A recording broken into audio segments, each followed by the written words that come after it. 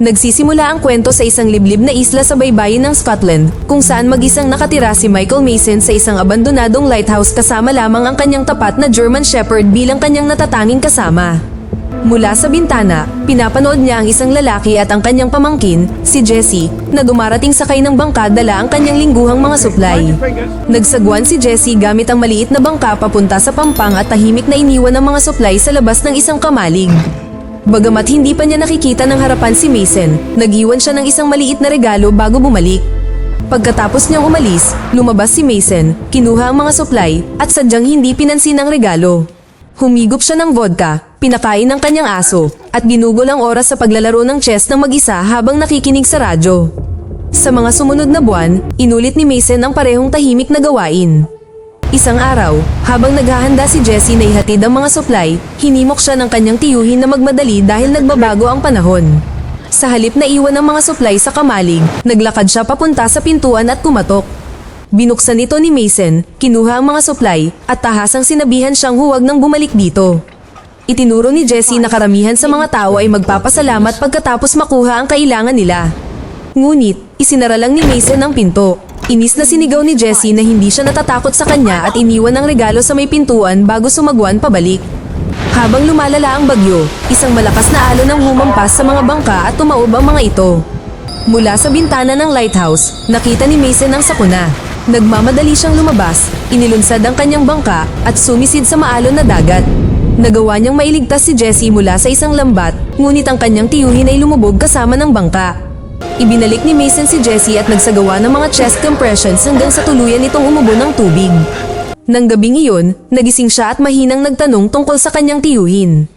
Tahimik na sinabi sa kanya ni Mason na nalunod siya. Humagulgol si Jessie habang tahimik na nanonood si Mason. Kinabukasan, tiningnan ni Mason ang namamaga sa kanyang paa at pinalitan ng benda. Tinanong ni Jessie kung bakit hindi pa niya tinawagan ng pulisya, ngunit sinabihan lang siya nitong magpahinga. Ikinatwiran niya na hahanapin siya ng kanyang pamilya. Mahina hong isiniwalat ni Mason na wala na siyang natitirang pamilya. Namatay ang kanyang ina ilang taon na ang nakalilipas, hindi niya nakilala ang kanyang ama, at ang kanyang tiyuhin lamang ang kanyang tagapag-alaga. Kalaunan, habang ipinapasya ni Mason ang kanyang aso, maingat na hinalughog ni Jessie ang lighthouse at nakakita ng kutsilyo. Itinago ito para sa proteksyon. Nang gabing iyon, napaungol siya mula sa isang bangungot. Nang lumapit si Mason upang pakalmahin siya, bigla niyang hinugot ang kutsilyo. Hindi naapektuhan, ipinaliwanag niya na panaginip lamang ito at maikling ipinakita sa kanya kung paano hawakan ng maayos ang patalim para sa pagtatanggol sa sarili. Sa mga sumunod na araw, nauwi sila sa isang tahimik na gawain. Dahan-dahang kinaibigan ni Jessie ang aso, na malinaw na ikinatuwa ni Mason. Habang nag-aalmusal, tinanong niya kung paano nakilala ni Mason ang kanyang tiyuhin. Sumagot siya na magkasama silang naglingkod sa Royal Marines. Nang tanungin niya ang pangalan nito, iniwasan niya ang tanong. Kaya, pinangalanan ni Jessie ang aso na Jack.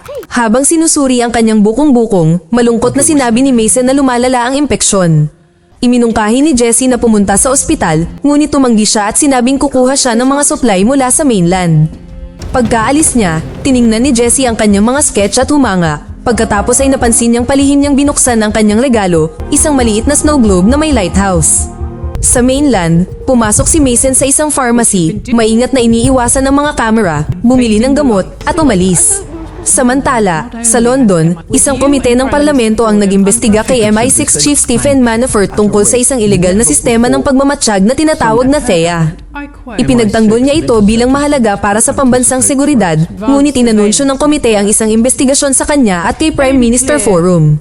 Kalaunan, palihim na sinabihan ng Forum si Manafort na pansamantalang bumaba sa pwesto upang mapigilan ang lumalaking iskandalo.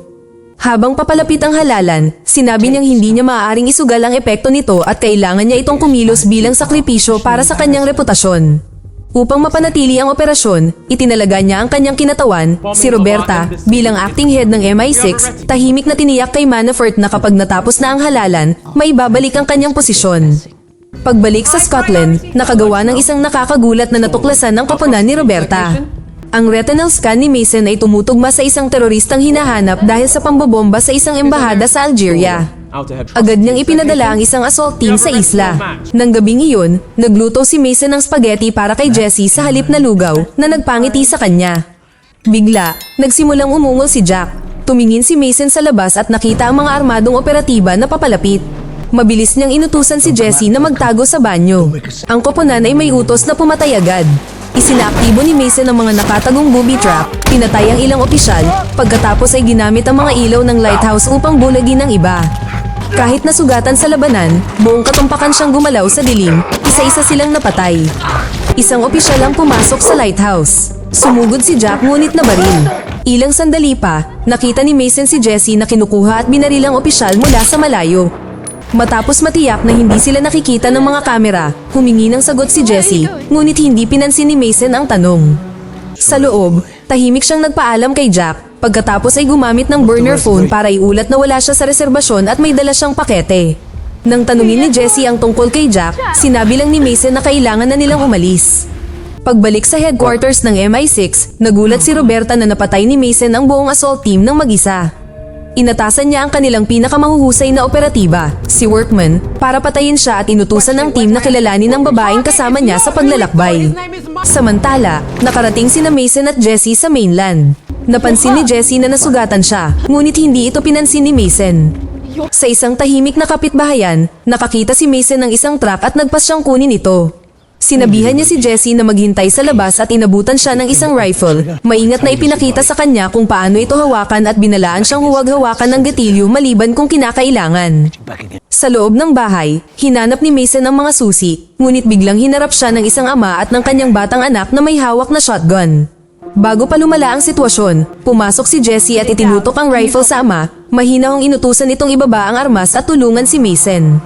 Nangako siyang hindi niya sila sasaktan. Sa MI6, natuklasan ng isang tech specialist na nagngangalang Madison ang isang taong nakialam sa mga record ni Mason. Peke ang kanyang terrorist profile. Si Mason ay isang opisyal ng MI6 na pinaniniwalaang napatay 10 taon na ang nakalilipas. Nang subukang i-access ni Madison ang mga file ng kanyang misyon, ibinalik ng system ang file na hindi natagpuan. Inutusan siya ni Roberta na magpatuloy sa paghahalungkat. Samantala, tinapos ng ama ang pagtatahi ng sugat ni Mason at ibinigay sa kanya ang mga susi ng truck. Nagpasalamat si Mason sa kanya, ngunit biglang napansin na nawawala ang bata. Tumawag ang ama at bumalik ang bata ng kinakabahan. Pinag-aralan siya ni Mason at tinanong kung tumawag na ba siya ng pulis at tumango ang bata. Nang mapagtanto ang paparating, mahinahong sinabihan ni Mason si Jessie na magtago. Sa MI6, iniulat ni Madison na tumutugon ng mga lokal na pulis sa bukid. Agad silang inutusan ni Roberta na huwag munang kumilos dahil papunta na si Workman. Sa labas ng bahay, sinubukang tumakbo ng mag-ama, ngunit isang putok ng baril ang umalingaw-ngaw.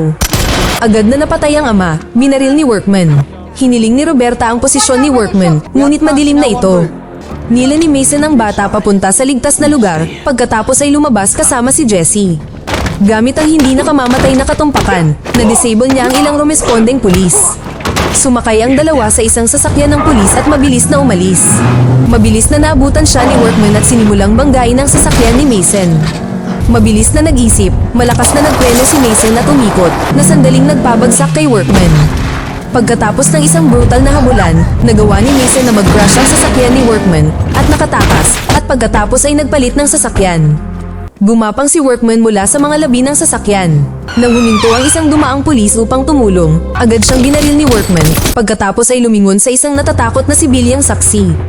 Pagbalik sa London, hinarap ni Roberta si Manafort tungkol kay Mason. Sa wakas ay isiniwalat niya ang katotohanan. Ilang taon na ang nakalilipas, nagpatakbo sila ng isang programang hindi naaayon sa batas na tinatawag na Black Kites, mga piling operatiba na lampas sa pangangasiwa ng MI6. Si Mason ang una at pinakamagaling. Inaangkin ni Manafort na si Mason ay naging magnanakaw sa isang misyon ng pagpatay na umano'y sinuhulan upang mabuhay ang isang target. Ngunit hindi nagtagal ay natuklasan ni Mason ang tunay na dokumento. Tinulungan ni Mason ang isang Iranian scientist na umalis, pagkatapos ay inutusan siyang patayin ito dahil sa deniability at tumanggi. Samantala, tahimik na tinanong ni Jessie si Mason kung may pamilya ba ito.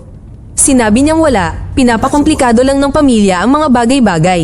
Sumagot si Jessie na mas gugustuhin pa niyang magkaroon ng mga komplikasyon kaysa mag-isa. Iniabot niya sa kanya ang sarili niyang drawing kay Jack na tinatawag ang aso na kanyang pamilya. Sa unang pagkakataon, nagbigay si Mason ng isang mahina at tunay na ngiti. Kalaunan, dinala ni Mason si Jessie sa isang simbahan at nakilala ang isang dating MI6 tech contact, si Arthur Booth. Dinala sila ni Booth sa kanyang ligtas na bahay. Doon, ipinaliwanag ni Mason na si Jessie ay anak ng isang dating kasamahan sa koponan at nangangailangan ng proteksyon. Nag-login si Booth kay Thea at nagbunyag ng isang nakakagambalang bagay. Ilang taon na ang nakalilipas, palihim niyang itinago ang pagkakakilanlan ni Mason sa ilalim ng isang pekeng sibilyan na profile. Kamakailan lamang, may pumalit dito ng bandila ng terorista at isang utos na pumatay. Agad na nalaman ni Mason kung sino ang nasa likod nito, si Manafort. Hiniling ni Mason kay Booth na burahin muli ang kanyang profile, ngunit sinabi ni Booth na huli na ang lahat. Na-flag na si Mason sa buong sistema. Pagkatapos ay hiniling ni Mason kay Booth na panatilihing ligtas si Jessie, ngunit tumanggi siya. Mabilis na napagtanto ni Jessie kung bakit. Napansin niya ang gamot sa mesa at tahimik na ipinaliwanag na ang kanyang ina ay umiinom din ng parehong mga tableta bago ito namatay. Sa wakas ay inamin ni Booth ang katotohanan. May cancer siya at maaaring 1 taon na lang ang natitira. Dahil sa kaunting oras na natitira, hindi niya ito maprotektahan. Dahil wala nang ibang pagpipilian, nagpa siya si Mason na dalhin si Jessie kay Kamal Shaw, isang mapanganib na trafficker na maaaring magpuslit sa kanya palabas ng bansa. Mariing nagbabala si Booth laban dito, ngunit iginiit ni Mason. Noon din, naramdaman ni Mason ang pagdalaw sa labas. Ilang segundo ang lumipas, nagpaputok si Workman sa pinto. Isang brutal na away ang sumiklab sa loob ng bahay. Naglaban sina Mason at Workman ng malapitan na nagtugma ang kakayahan ng bawat isa. Habang nagpupumiglas, nabitawan ni Workman ang kanyang baril. Kinuha ito ni Jessie at itinutok sa kanya, inutusan siyang umatras. Biglang sumugod si Workman, ngunit unang gumanti si Mason, pinaputukan siya ng nail gun at pinigilan ang pag-atake. Sinunggaban si Jessie, nagmamadaling pumunta si Mason sa sasakyan ni Booth. Pinaputukan sila ni Workman, ngunit mabilis silang umalis. Nang malaman ni Manafort na nabigo muli si Workman, inutusan niya ang natitirang mga operatiba ng Black Kite na maghanda. Habang nasa daan, binigyan ni Booth si Mason ng isang burner phone at binalaan itong mag-ingat. Tahimik na inamin ni Jessie na muntik na niyang mapatay si Workman kanina at nag-aalala na nagiging katulad na lang siya ni Mason. Malumanay niyang sinabi rito na hindi siya katulad niya at nangako na pagkatapos ng gabing ito, magiging ligtas at malaya na siyang mamuhay ng normal. Ngunit malumanay na iminungkahi ni Jessie na maaari siyang manatili kasama nito. Mariing tumanggi si Mason, ang buhay na tulad niya ay nangangahulugan na laging tumatakbo at hindi na lumilingon. Nang gabing iyon, nakarating sila sa nightclub ni Kamal Shaw. Pagbalik sa MI6, inalerto ni Madison si Roberta na may kumakausap kay Thea mula sa isang hindi kilalang panlabas na pinagmulan. Nagutos si Roberta ng agarang pagsubaybay. Sa labas ng club, napansin ni Jessie ang isang camera, ngunit sinabi ni Mason na hindi na ito mahalaga. Sa loob, sinamahan sila ng bouncer papunta kay Shaw. Binati ni Shaw si Mason nang may mapang uyam ng ngiti at tumanggi munang tumulong. Ipinaalala sa kanya ni Mason na sa loob ng maraming taon, ligtas siyang nag-operate dahil ibinalita ni Mason at Manafort sa mga autoridad ang tungkol sa mga karibal ni Shaw. Pagkatapos ay nagbabala si Mason na ligtas na si Manafort, isang panganib sa kanilang dalawa. Nag-alok si Mason ng kasunduan. Aalagaan niya si Manafort at ililibing ang lahat ng mga sikreto kung tutulungan ni Shaw si Jessie na makatakas. Matapos itong pag-isipan, pumayag si Shaw at dinala sila sa isang pribadong silid. Naghanda siya ng bagong pagkakakilanlan para kay Jessie at sinabing ipapadala ito sa Espanya mula sa Isle of Dogs sa loob ng 30 minuto. Agad na nagmakaawa si Jessie kay Mason na sumama sa kanya. Tahimik na inamin ni Mason na ang kasunduan ay para lamang sa kanya. Napagtanto niya ang ibig sabihin nito. Hindi niya inaasahan na makakaligtas. Sinabihan lang siya ni Mason na maging matatag. Sa MI6, inutusan ni Roberta ang kanyang mga tactical team na hulihin ng buhay si Mason. Kasabay nito, palihim na inutusan ni Manafort ang mga Black Kite na patayin sina Mason at Jessie na tinawag ang batang babae na pinakamalaking kahinaan ni Mason. Sa loob ng club, nagsimulang pumasok ang mga armadong lalaki. Mahina hong ginabayan ni Mason si Jessie sa karamihan habang tahimik na pinapatay ang ilang mga umaatake. Ngunit mabilis na nauwi sa kaguluhan ng sitwasyon nang sumiklab ang putok ng baril sa bar. Habang nag-aaway, sinaksak si Mason. Tumalon si Jessie sa umaatake, sinusubukang sakalin ito, ngunit tumilapon sa sahig. Nagawa ni Mason na barilin ang lalaki. Sa kaguluhan, sinunggaban ng isa pang operatiba si Jessie at kinalagkad palayo. Agad na tumawag si Mason kay Booth para humingi ng tulong. Kinuha ni Booth ang mga kalapit na camera at sinundan ng mga kidnapper patungo sa isang itim na transit van. Lumaban si Mason sa mga humahabol na tactical team ng may mahusay na kahusayan at sa wakas ay naharang ang sasakyan na siyang nagligtas kay Jessie. Ngunit muling papalapit na si Workman. Walang pag-aalinlangan, ninakaw ni Mason ang isang kalapit na motorsiklo at tumakbo patungo sa daungan habang nakahawak si Jessie sa likuran niya. Nakarating sila sa daungan nang dumating ang escape boat sa ibaba ng hagdanan. Humarap si Mason kay Jessie at tiniyak sa kanya na magiging maayos siya. Nagmakaawa siya rito sa huling pagkakataon na sumama sa kanya. Bago pa siya makasagot, lumitaw si Workman at nagpaputok. Itinulak ni Mason si Jessie papunta sa bangka habang lumilipad ang mga bala. Wala siyang nagawa kundi panoorin ang pagtalikod ni Mason upang harapin si Workman. Mabilis na naubusan ng bala ang dalawang lalaki at nakipaglaban ng mano-mano.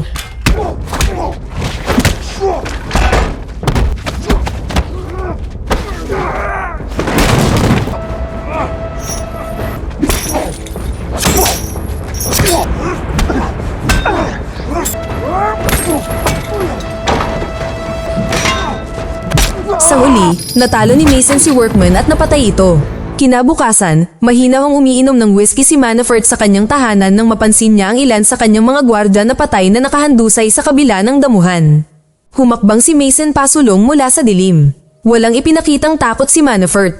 Ipinaalala niya kay Mason na minsan siyang naging pinakamahusay na sandata ng Black Kite, ngunit nilabag niya ang kanilang pangunahing tuntunin, ang katapatan. Tiwala si Manafort na kontrolado na niya ngayon ang Black Kite at inalok pa niya si Mason ng pagkakataong bumalik. Sumagot si Mason gamit ang isang putok ng baril sa ulo ni Manafort.